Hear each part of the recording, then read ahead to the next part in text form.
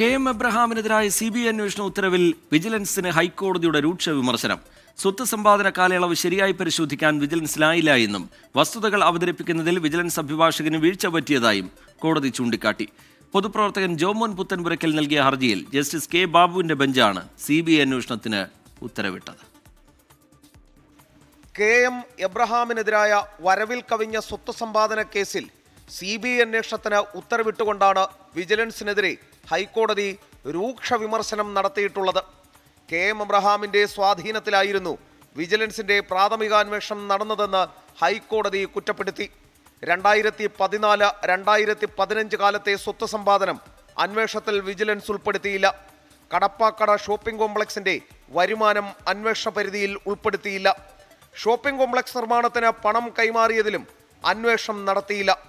സ്വത്ത് സമ്പാദന കാലയളവ് ശരിയായി പരിശോധിക്കാൻ വിജിലൻസിനായില്ലെന്നും കോടതി ചൂണ്ടിക്കാട്ടി. ഇക്കാര്യങ്ങൾ വിജിലൻസ് ഒഴിവാക്കാൻ പാടില്ലായിരുന്നുവെന്നും വസ്തുതകൾ അവതരിപ്പിക്കുന്നതിൽ വിജിലൻസ് അഭിഭാഷകന് വീഴ്ച പറ്റിയെന്നും ഉത്തരവിൽ പറയുന്നു.